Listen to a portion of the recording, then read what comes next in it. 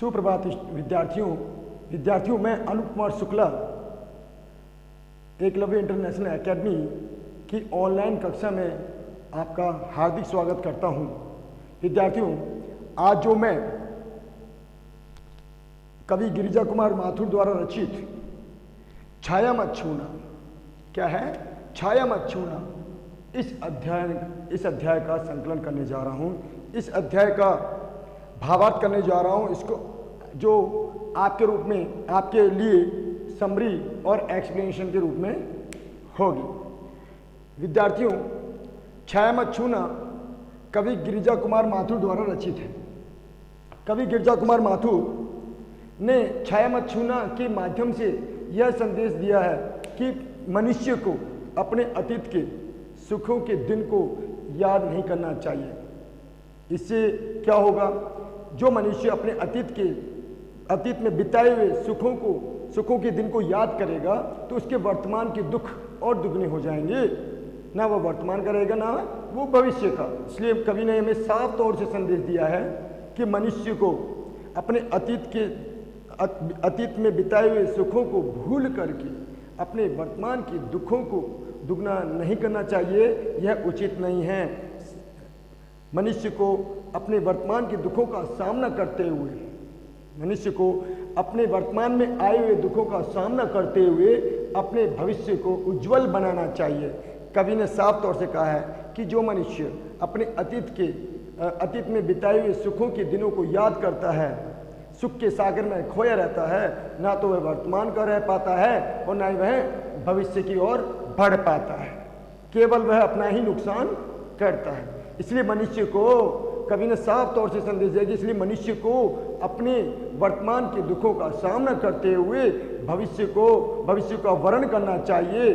उसे अपने अतीत की दिनों में नहीं जाना चाहिए। कवि ने कहा, यहाँ पे पहला पद्यांश जो है आपका पद्यांश संख्या 1, कवि गिरिजा कुमार माथुर ने बताया है कि छाया मत छूना मन होगा दुख धोना। कवि ने साफ तौर से कहा है कि छाया मत छूना, हे मनुष्य को संदेश दे तो कहा है कि हे मनुष्य, तू अपने अतीत के दिनों में बिताए हुए सुखों को, अतीत के दिनों में बिताए हुए सुखों को, है ना, याद मत कर। इससे तुम्हारे वर्तमान में आए हुए दुख जो हैं दुगने हो जाएंगे। दूना मतलब दुगने हो जाएंगे।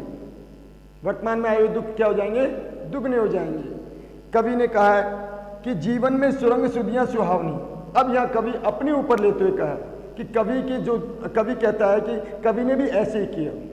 कवि ने अपने अतीत में बिताए हुए सुखों के दिनों को, अतीत में आए हुए सुखों के दिनों को याद करते हुए कहा है कि कवि ने कहा है कि वह कह रहा है कि उसके दिन, मतलब कवि ने जो है, कवि की रंग बिरंगी जो यादें हैं वो क्या है, मन को भाने वाली थी। कवि का अतीत भी रंग बिरंगा था, मन को भाने वाला था, सुख से संपूर्ण था, सुख से भरा हुआ था। कवि उसको बार बार याद कर रहा है और कवि उसे बार बार याद कर रहा है जो तर्क संगत नहीं है, जो उचित नहीं है। कवि ने कहा है कि जीवन में सुरंग मतलब रंग बिरंगी, सुंदर और रंग बिरंगी, सुधियां मतलब क्या होते हैं? यादें। सुहावनी मतलब मन को भाने वाली, बच्चों यहाँ पर एक बार फिर से मैं बताना चाहूंगा कि कवि ने कहा है कि मनुष्य को अपने अतीत के सुख के दिनों को याद नहीं करना चाहिए। यह उचित नहीं है। इससे मनुष्य के वर्तमान में आए हुए दुख और दुगने हो जाएंगे। वह ना तो वर्तमान का रह पाएगा ना भविष्य की ओर बढ़ पाएगा। तो कवि ने अपने ऊपर लेते हुए कहा है, कवि ने कहा है ये कि जीवन में सुरंग सुधियां, कवि अपने अतीत के सुख के दिनों को याद करते हुए कहता है कि उसके जीवन में रंग बिरंगी, सुंदर, मन को भाने वाली यादें समाई हुई हैं। जो छवियों की चित्रगंध फैली मन भावनी। वो रंग बिरंगी यादें कैसी हैं कि उसके सामने एक ऐसी छवि है जो उसके प्रिय की छवि किसकी? प्रिय की। जो उसके प्रिय की छवि जो है, छवि मतलब रूप, प्रिय का जो रूप है, जीता जागता रूप है, प्रिय का जो जीता जागता रूप है, उस रूप क्या है ना, गंध जो है, सुगंध उसके मन को भा रही हैं। मतलब मन को भाने वाली जो सुगंध है वो उसके हृदय में बसी हुई है। किसके हृदय में बसी हुई है? कवि गिरिजा कुमार माथुर के। कवि कह रहा है कि छवियों की चित्रगंधी फैली मन भावली, मतलब छवि मतलब यादें, जो जीता जागता रूप है, उसकी प्रियतमा, उसके प्रिय की जो यादें हैं, जीता जागता रूप है, उसके प्रिय के तन की सुगंध जो है ना, जो मन को भाने वाली है, तन की सुगंध जो है मन को भाने वाली है, और वो कवि के हृदय में फैली हुई है। फैली मतलब समाई हुई है, जो कवि के हृदय में क्या है? फैली हुई है। कवि आगे कह रहा है, तन सुगंध शेष रह गई बीत गई यामिनी, अब तो केवल उसकी तन की सुगंध ही शेष रह गई है। कवि को ये बातें कब याद आ रही है बच्चों? कवि वर्तमान में खिले हुए चांद को देख रहा है। कवि वर्तमान में खिले हुए चांद को देख रहा है, और उस चांद को देख करके उसे प्रतीत हो रहा है कि उसे चांदनी रात, मतलब अतीत में बिताए हुए सुखों की चांदनी रात याद आ रही है। वर्तमान में खिले हुए चांद को देख करके कवि को अपने अतीत में बिताए हुए सुख के जो दिन हैं, और वो दिन कौन सा था? चांदनी रात वाला दिन। कौन सा दिन था? चांदनी रात वाला दिन, वो याद आ रहा है। और वो कह रहा है कि अब तो चांदनी रात भी बीत चुकी है। वह यामिनी मतलब चांदनी रात, यामिनी मतलब क्या होता है बच्चों? चांदनी रात। अब तो वह चांदनी रात भी बीत चुकी है।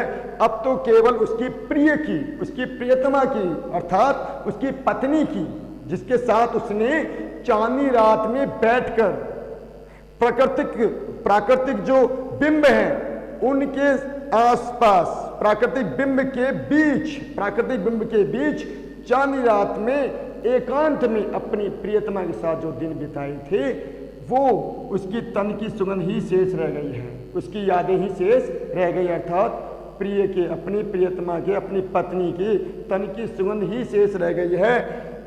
कुंतल के फूलों की याद बनी चांदनी। और जो आज जो कवि जो खिले हुए चांद को जो देख रहा है, आज कवि जो खिले हुए चांद को देख रहा है, मतलब उस खिले हुए चांद को देख करके चांदनी जो रात है, आज की जो चांदनी रात है, उसको अपनी प्रिय के खुले हुए केश, कुंतल मतलब लंबे लंबे केश, कुंतल मतलब क्या होता है? लंबे लंबे केशों की जो है, लंबे लंबे केश जो हैं, उसका बना हुआ जूड़ा, उसका सिर पे बना हुआ क्या? जूड़ा। जो प्रिय, उसकी प्रिया है, उसकी प्रियतमा है, उसकी पत्नी जो है, उसके जो लंबे लंबे केश हैं, उसका बना हुआ जूड़ा, फूलों का जो जूड़ा है, वो चांद के रूप में नजर आ रहा है।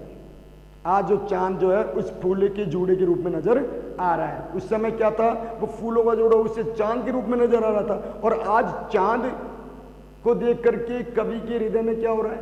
आज चांद को देख करके कवि के हृदय में जो है अपनी प्रियतमा के मस्तक पर, सिर पर मतलब लंबे लंबे बालों से बना हुआ जूड़ा का फूल है, मतलब फूल मतलब जूड़ा, फूलों मतलब जूड़ा, फूलों मतलब यहाँ पे होता है जूड़ा, वो चांद के रूप में नजर आ रहा है।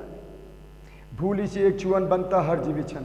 अब कवि कह रहा है कि अपने प्रिय के साथ जो बिताए हुए जो दिन है, हर एक पल है, हर एक पल जो है उसे जीता जागता क्षण नजर आ रहा है। हर एक स्पर्श, छुअन मतलब हर एक स्पर्श, हर एक जो एहसास, हर एक एहसास जो है, जो महसूस उसने किया है, हर एक पल जो महसूस उसने किया है, कौन सा पल? अपनी प्रिय के साथ बिताए हुआ पल, अपनी प्रियतमा के साथ बिताया हुआ हर एक पल जो उसने महसूस किया है, किसने? कवि ने। वो जीता जागता नजर आ रहा है, वो जीता जागता नजर आ रहा है। हर एक जीवित क्षण मतलब जीवित मतलब जीता जागता, क्षण मतलब पल, क्षण मतलब क्या होता है? पल, और जीवित मतलब जीता जागता पल नजर आ रहा है। छुअन मतलब स्पर्श। अब स्पर्श किस लिए कहा गया है? कि उसने अपनी प्रियतमा के साथ एकांत में चांदनी रात में प्राकृतिक बिंबों, मतलब प्राकृतिक बिंब मतलब जो रोशनी है, चांदनी की रोशनी है, पेड़ हैं, सुंदर सुंदर पेड़ हैं, और जो एकांत जगह है, हवा की जो आगमन है, और वहाँ उसे जो रमणीयता नजर आ रही थी, उसे जो सुंदर भाव महसूस हो रहे थे, अर्थात अपने प्रिय के साथ बैठ करके उसे जो एक रोमांच पैदा हो रहा था, उसके हृदय में एक सुंदर रोमांच पैदा हो रहा था, वो रोमांच जो है एक जीता जागता क्षण नजर आ रहा है। वो सारा एक एक पल, सारा वृतांत, सारी घटना उसे जीता जागता नजर आ रहा है। छाया मत छूना, इसलिए कवि कहता है कि मनुष्यों तुम छाया मत छूना, क्योंकि कवि को भी दुख हो रहा है, कवि को बार बार अतीत के दिनों को याद करके दुख हो रहा है। मतलब कौन से अतीत के दिन? सुख में बिताए हुए दिन को याद करके उसे दुख हो रहा है। हालांकि वो वर्तमान में आए हुए दुखों को, मतलब वर्तमान में अतीत की यादों को भूल जाना चाहता है, लेकिन कुछ कुछ घटनाएं ऐसी हो रही हैं, उसके सामने प्रतीत हो रही हैं, कुछ जो चांद को देख करके, चांदनी रात को देख करके कवि अपने मतलब पास्ट में, अब कवि अपनी भूत मतलब अतीत में बिताया हुआ एक एक क्षण उसे याद आ रहा है। किसको देख करके? वर्तमान में तो दुख है ही उसे, क्योंकि उसकी प्रियतमा उसके समीप नहीं है, उसका प्रिय उसके से दूर चला गया है। तो उसे वर्तमान में खिले हुए चांद को देख करके और भी मतलब प्राकृतिक बिंबों को देख करके उसे वह दिन ही फिर से याद आ रहे हैं। किसको? कवि को।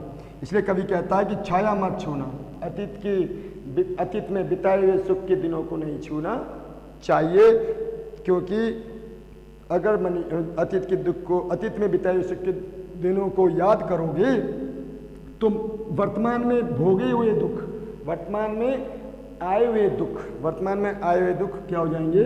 दुगने हो जाएंगे और ज़्यादा बढ़े जाएंगे और दुख में और ज़्यादा वृद्धि होगी और मन भी प्रसन्न नहीं होगा, मन भी दुखी रहेगा। मन भी क्या होगा? दुखी रहेगा। इसलिए कवि ने कहा है कि मनुष्य को अपने अतीत के सुख के दिनों को भूल करके वर्तमान में आए हुए दुखों का सामना करते हुए अपने भविष्य को उज्जवल बनाना चाहिए, अपने भविष्य का वर्ण करना चाहिए। कवि ने यहाँ पर ये कहा है। आगे चलते हैं। कवि अब यहाँ पे उन मनुष्यों की इंगित कर रहा है, उन मनुष्यों को और इंगित कर रहा है जिन्होंने धन दौलत मान सम्मान पूंजी आदि सब कुछ प्राप्त करके भी उन्हें चैन नहीं है, उन्हें सुकून नहीं है, उन्हें तो और पाने की लालसा लगी हुई है। उन लोगों को क्या है? उन लोगों की ओर संकेत किया है। किसने? कवि गिरिजा कुमार माथुर ने। कवि ने क्या है कि यश मतलब होता है कीर्ति। यश मतलब क्या होता है बच्चों? कीर्ति है ना, वैभव है, मतलब यश है ना, वैभव मतलब धन दौलत, वैभव मतलब धन दौलत, मान है ना सरमाया। कवि आज कह रहा है, कवि कह रहा है कि यश यानी कीर्ति, ना ही कीर्ति है, ना धन दौलत है, ना सम्मान है, ना पूंजी। सरमाया मतलब पूंजी। सरमाया मतलब क्या होता है बच्चों? पूंजी। सरमाया का मतलब पूंजी। जितना ही दौड़ा तो उतना ही भरमाया। बहुत अच्छा वृत्तांत है कि उन लोगों की ओर संकेत कर रहा है जिन लोगों के पास धन दौलत पूंजी संपत्ति और कीर्ति है, मान सम्मान है और पूंजी से भरे पड़े हैं। उनके पास खूब मान सम्मान है, पूंजी है, धन दौलत है, कीर्ति है, यश है, वैभव है ना, फिर भी उन लोगों को क्या नहीं है? सुकून नहीं है, चैन नहीं है। वो और पाने की लालसा में लगे हुए हैं और ज़्यादा इकट्ठा करने की लालसा में लगे हुए हैं। लेकिन कवि ने साफ तौर पर कहा है कि जो मनुष्य कीर्ति धन दौलत मान सम्मान पूंजी आदि को पाने में जितना दौड़ता फिरता है, जितना उसके पीछे पीछे दौड़ता है, उतना ही वो भरमाया मतलब भ्रमित होता है। भरमाया मतलब भ्रमित होता है। भरमाया मतलब क्या होता है बच्चों? भ्रमित। प्रभुता का शरण बिंब मतलब बड़प्पन। प्रभुता मतलब होता है बड़प्पन। प्रभुता का मतलब क्या होता है बच्चों? बड़प्पन, बड़ा होने का दिखावा करना। प्रभुता का शरण बिंब। यहाँ पे इस पूरे लाइन का मतलब, पूरी पंक्ति का मतलब क्या होगा कि बड़ा होने का दिखावा करना। शरण बिंब मतलब दिखावा करना। शरण बिंब मतलब क्या होता है बच्चों? दिखावा करना, बड़ा होने का एहसास होना, अपने आप को बड़ा दिखाने का एहसास होना, बड़ा होने का दिखावा करना केवल मृत तृष्णा है, केवल छलावा है। केवल क्या है? छलावा। मृत तृष्णा मतलब छलावा। बड़ा होने का दिखावा करना केवल एक छलावा है। मृत तृष्णा मतलब धोखा। मृत तृष्णा मतलब क्या होता है बच्चों? धोखा। मृत तृष्णा मतलब धोखा। और भरमाया मतलब भ्रमित। और चरण मतलब प्रभुता मतलब क्या होता है? बड़प्पन। प्रभुता मतलब बड़प्पन या प्रभुता। प्रभुता मतलब क्या होता है बच्चों? यहाँ का मतलब होता है बड़प्पन। ठीक है ना? तो बड़ा होने का दिखावा करना केवल एक छलावा है। क्यों? जिस तरह से, कैसे? देखो इधर धन दौलत, हिरन है, उदाहरण देते हुए कहा है कि हिरन, जिस तरह हिरन, रेगिस्तान का हिरन, रेगिस्तान का हिरन जो है सूर्य की तपती हुई किरण जब मतलब रेत पर, रेगिस्तान में रेत पर जब सूर्य की तपती हुई किरण उस रेत पर पड़ती है, उस रेत पर पड़ती है तो वो रेत तपने लगती है। वह रेत क्या है? तपने लगती है और उससे क्या होता है, उष्मित होने लगती है, वो क्या होता है, वाष्पित होने लगती है। तो क्या है, सूर्य की किरणों को वो क्या समझ बैठता है, जल। क्या समझ बैठता है वो, जल, क्योंकि हिरण प्यासा होता है। और उस सूर्य की किरणों की लहरों को, उस सूर्य की किरणें की, जो सूर्य की जो तपती हुई सूर्य की किरण जो है, तपती हुई, तपती मतलब तेज गर्म किरणें जो होती है, बहुत ज़्यादा गर्म किरणें जब धरती पर पड़ती हैं, अर्थात उस मिट्टी पर पड़ती है, रेगिस्तान की मिट्टी पड़ती है, तो उस समय वो लहरों से प्रतीत होती है। क्या होती है, जल की लहर के समान प्रतीत होती है। तो हिरण जो है प्यास की मारे उस लहरों को क्या समझ बैठता है, जल। उन लहरों को क्या समझ बैठता है, जल। और उसे पानी समझ करके उसके पीछे पीछे भागता है, मतलब उस जहाँ तक वो लहरें गई हैं वहाँ तक दौड़ता रहता है और अपने प्राण तक गंवा देता है, अपने प्राण तक क्या है, गंवा देता है। उसी और दूसरा उदाहरण देते हुए कहा है कि जिस तरह से कस्तूरी मृग, जिस तरह से कस्तूरी मृग, कस्तूरी मृग का मतलब क्या होता है, जो कस्तूरी मृग होता है, हिरण है, उसके नाभि में, उसके नाभि में क्या है, कस्तूरी की खुशबू होती है, सुगंध होती है। उस नाभि की खुशबू को है ना पहचान नहीं पाता, उस नाभि की खुशबू को वो ये नहीं पहचान पाता कि वो खुशबू उसके अंदर से ही आ रही है, उसकी नाभि से आ रही है। वो क्या समझता है कि ये खुशबू तो आसपास कहीं से आ रही है, यह खुशबू यहीं आसपास से आ रही है। और उस खुशबू को पाने की लालसा में, उस कस्तूरी खुशबू को पाने की लालसा में वह इधर उधर भागता रहता है और अपना समय व्यर्थ करता है, अपना समय व्यर्थ कर देता है, कि अपने आप को धोखा देने लगता है। अर्थात मृग तृष्णा मतलब अपने आप को धोखा देने। इन दोनों उदाहरणों में क्या है, मनुष्य भी अपने आप को धोखा दे रहा है। और उदाहरण देने पर यह हिरण की उदाहरण दिया तो वो भी एक धोखा ही है, क्योंकि वो पानी की खोज में और सुगंध की खोज में इधर उधर भागता रहता है। कवि कह रहा है कि हर चंद्रिका में छिपी एक रात कृष्णा है, क्योंकि कवि ने साफ तौर से कहा है कि हर चंद्रिका, चंद्रिका मतलब चांदनी रात, चंद्रिका मतलब क्या होता है बच्चों, चांदनी रात। चंद्रिका मतलब हर चांदनी रात के बाद एक रात कृष्णा, एक अंधियारी रात। कृष्णा मतलब क्या होता है, अंधियारी रात।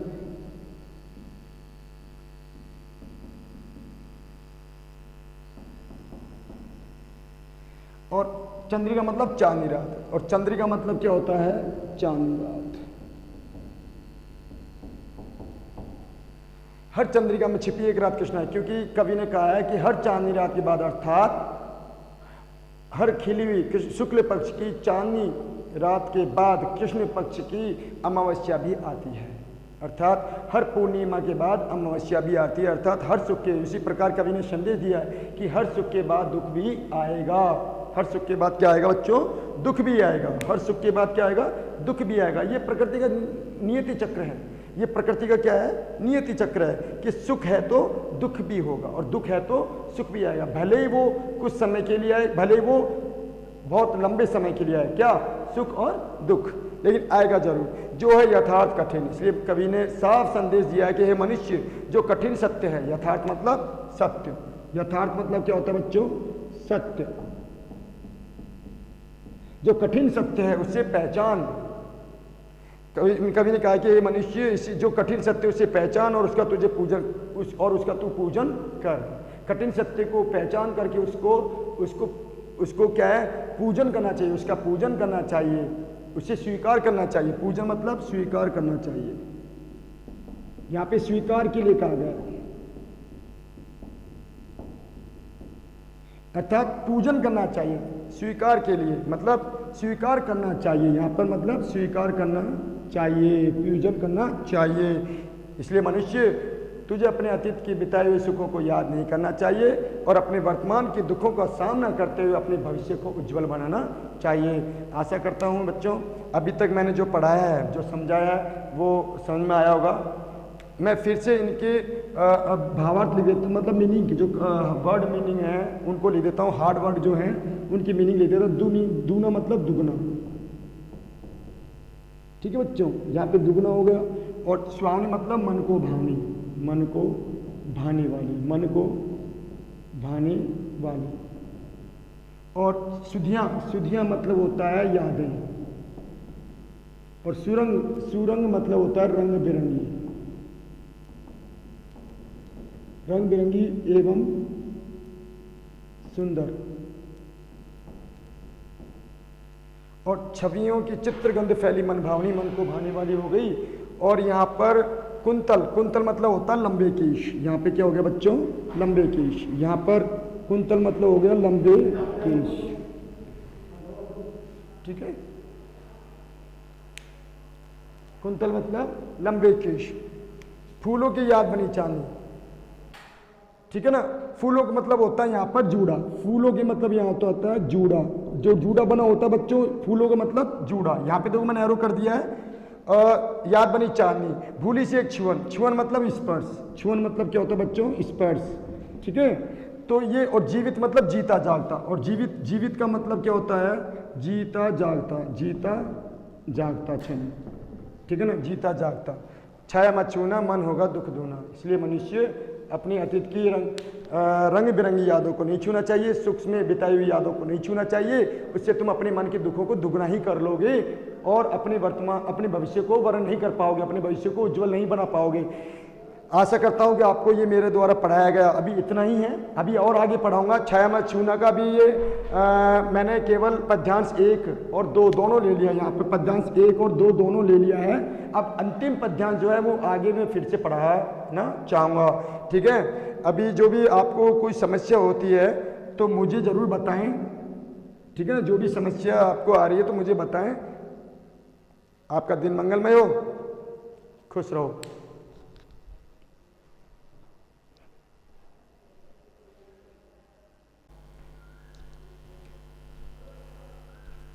गुड मॉर्निंग स्टूडेंट्स, मैं Anoop Shukla from Eklavya International Academy. विद्यार्थियों, मैं आपसे कहना चाहूँगा कि मैंने शुरू के 2 पद्यांश जो आपको बताए हैं, छाया मत छूना रचयिता गिरिजा कुमार माथुर द्वारा संकलित किया हुआ यह अध्याय है, ये चैप्टर है।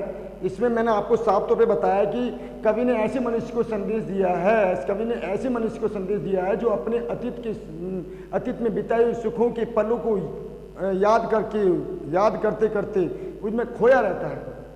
कवि ने ऐसे लोगों को इंडिकेट किया है जो मनुष्य अपने अतीत में आए हुए सुखों के दिनों को बार बार याद करते हैं और अपने वर्तमान में आए हुए दुखों के दिनों को भूल जाते हैं, वर्तमान में आए हुए दुख के दिनों को भूल जाते हैं और अपने अतीत में बिताए हुए सुखों के दिनों में ही खोए रहते हैं। ऐसे मनुष्य को इंगित करते हुए कहा है कि ऐसे मनुष्य को अपने अतीत के सुख के दिनों को भूल जाना उचित है, क्योंकि उसके वर्तमान में आए दुख और ज़्यादा बढ़ जाते हैं, दुगने हो जाते हैं। उसे वह अपने भविष्य को प्राप्त नहीं कर पाता, मतलब वह अपने भविष्य को उज्जवल नहीं बना पाता। यहाँ इसके बारे में बताया मैंने, कवि की खुद की बिताए, मतलब कवि जो है अपने द्वारा बिताए हुए जो अतीत के दिनों के बारे में ही बताता है, और यहाँ उस ऐसे मनुष्य को भी बताता है जो धन दौलत यश कीर्ति मान सम्मान पूंजी इनको पाने में ही खोया रहता है, और उनको पाकर भी वह ये सोचता है कि ये बहुत कम है, उन्हें पाकर भी ये सोचता है कि वो बहुत कम है, अभी तो मैंने कुछ नहीं पाया, अभी तो बहुत कुछ पाना है। वो भ्रमित हो जाता है, भटकता है, वो हिरण की भांति भागता रहता है। जिस तरह वो हिरण जो है प्यास को बुझाने के लिए धूप की किरणों को जो है अपने मतलब क्या समझ बैठता है, समझ बैठता है और उससे पीछे पीछे भागता है। और एक कस्तूरी हिरण की तरह भी उदाहरण देते हुए मैंने कहा था कि कस्तूरी हिरण जो है अपनी नाभि की खुशबू को ही पहचान नहीं पाता और उसको समझता है कि आसपास से आ रही है, और उस खुशबू को पाने के लालसा में इधर उधर भागता रहता है, लेकिन वह उसे प्राप्त नहीं होती। तो ऐसे मनुष्य को कहते हुए यहाँ पे सांकेतिक भाषा में कवि ने उन्हें क्या कहा है, उन्हें कहा है कि वो मनुष्य अपना समय व्यर्थ ही गंवा रहे हैं। कवि ने तीसरा पद्यांश पर जोर डालते हुए कहा है कि दुविधा हत साहस है दिखता है पंथ नहीं। दुविधा मतलब उससे दुविधाओं में पड़ गया है, मनुष्य जो है इस दुविधा में पड़ गया है कि उसने बहुत मेहनत की है, वह कर्म में लीन है, उसने बहुत मेहनत की है, उसने अपने कर्म में कोई कमी नहीं छोड़ी और वो निरंतर कर्म करते रह रहा है कि उसके द्वारा निरंतर कर्म करते रहने पर भी उसे फल प्राप्त नहीं हुआ, उसे वो उपलब्धि प्राप्त नहीं हुई जो वो पाना चाहता है। तो कवि ने ऐसे लोगों का है कि वो मनुष्य जो है हताश हो जाता है, हत मतलब हताश हो जाता है, ऐसा मनुष्य हताश होता है और उसका साहस मतलब उसकी जो हिम्मत, साहस मतलब हिम्मत टूट जाती है, हिम्मत क्या जाती है, टूट जाती है, ठीक है। उसे कोई पंथ रास्ता नहीं दिखाई देता, उसे कोई क्या नहीं दिखाई देता, रास्ता नहीं दिखाई देता, उसे रास्ता नहीं दिखाई देता कि वो क्या करे, कि वो क्या करे, ऐसी स्थिति आने पर वह क्या करे। वह समझ बैठता है कि मैंने तो बहुत निरंतर परिश्रम करते जा रहा हूँ, निरंतर मेहनत करते जा रहा हूँ, खूब मैंने मेहनत की है, मैंने मेहनत में कोई कमी नहीं छोड़ी, लेकिन उस समय उसका साहस टूट जाता है कि उसकी मेहनत करने के बावजूद भी उसके कार्य का फल उसे नहीं मिला, उसकी मेहनत का उसे फल नहीं मिला। उस स्थिति में वह टूट जाता है, बिल्कुल बिखर सा जाता है। तो कवि ने कहा है, ऐसे मनुष्य को कहा है कि मनुष्य क्या हुआ, अगर तुमने कर्म किया है, तुमने निरंतर परिश्रम किया है और तुम्हें अगर फल समय पर नहीं मिला तो तुम अपने कर्म में लीन रहो, तुम अपने कर्म को करना मत छोड़ो, तुम्हें जो कर्म करना है वो करते रहो। तुम देह से तो सुखी हो, तुम अपने शरीर से तो सुखी हो, देह मतलब शरीर, देह मतलब क्या होता है, शरीर से, तुम अपने शरीर से तो सुखी हो,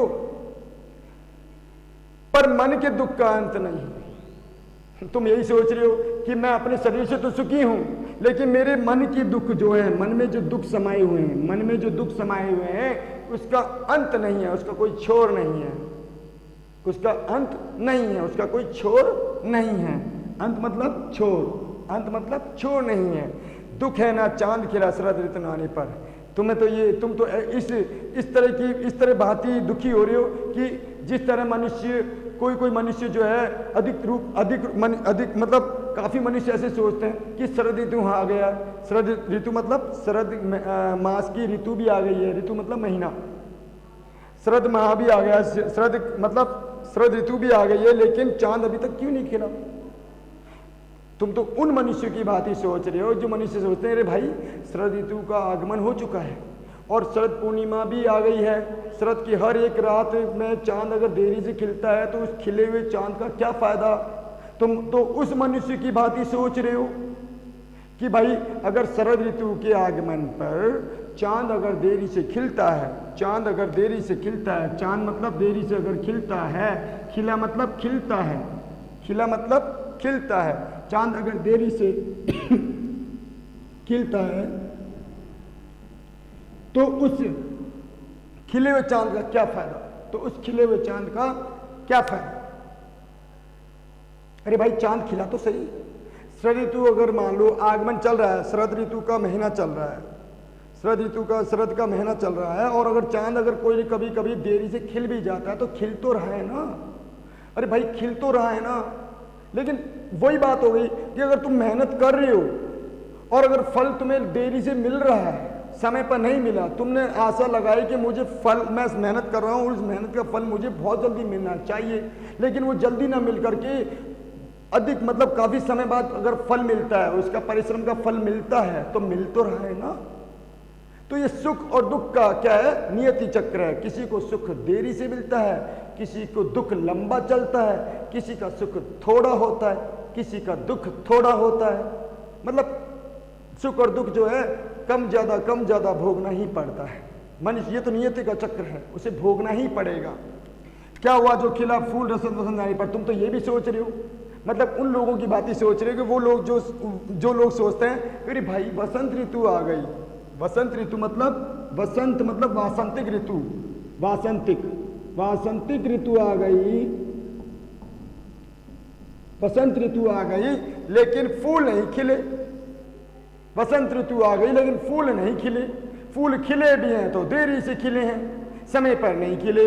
अरे भाई खिले तो हैं, फूल अगर देरी से भी खिल जाएं तो खिल तो रहे हैं ना।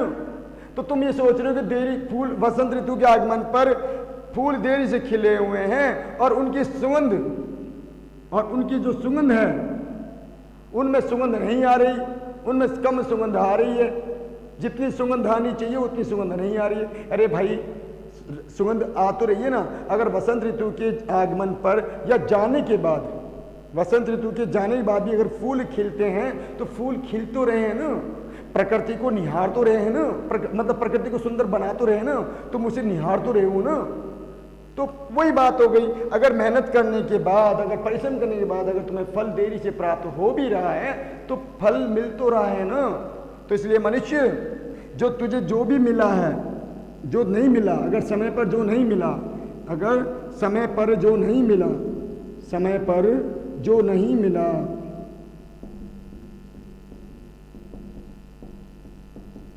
समय पर अगर जो नहीं मिला तो उसे भूल जाना चाहिए, मतलब उस बातों को भूल जाना चाहिए, उस बात को में घिरे नहीं रहना चाहिए, उस बातों में नहीं घिरे रहना चाहिए, उस विचार, ऐसा विचार तुम्हारे मन में नहीं आना चाहिए। अगर तुम इस तरह की विचार करते रहोगे कि भाई मुझे समय पर नहीं मिला, समय पर फल नहीं मिला, समय पर मुझे भाग्य की प्राप्ति नहीं हुई, भाग्य उदय नहीं हुआ समय पर, तो तुझे उसे भूल जाना चाहिए और तुझे अपने भविष्य का वर्णन करना चाहिए। भविष्य का वर्णन मतलब अपने भविष्य का वर्णन करना चाहिए। वर्ण मतलब होता है उज्जवल। भविष्य को क्या बनाना चाहिए? उज्जवल बनाना चाहिए। अपने भविष्य का वर्णन करना चाहिए, अपने भविष्य का स्वागत करना चाहिए, उज्जवल बनाना चाहिए, अपने भविष्य का स्वागत करना चाहिए। ठीक है बच्चों, इसलिए मनुष्य छाया मत छोड़, तो अपने अतीत के दौर अपने अतीत में बिताए हुए सुख के दिनों को याद मत कर। तू जितनी बार अपने अतीत के सुखों को याद करेगा, तेरे वर्तमान के दुख और दुगने हो जाएंगे। ना तू वर्तमान करेगा ना तू भविष्य का। इसलिए मनुष्य अपने वर्तमान के दुखों का सामना करते हुए अपने भविष्य को उज्जवल बनाना चाहिए, अपने अतीत में बिताए हुए सुख के दिनों को भूल जाना चाहिए। यही उचित है, यही क्या है? तर्क संगत है। आशा करता हूं आपको मेरे द्वारा समझाएगा एक एक शब्द का अर्थ और मेरे द्वारा बताए गए एक्सप्लेनेशन समझ में आए होंगे। आपका दिन मंगलमय हो, आप स्वस्थ रहें, आप निरंतर प्रगति करते रहें। Have a good day.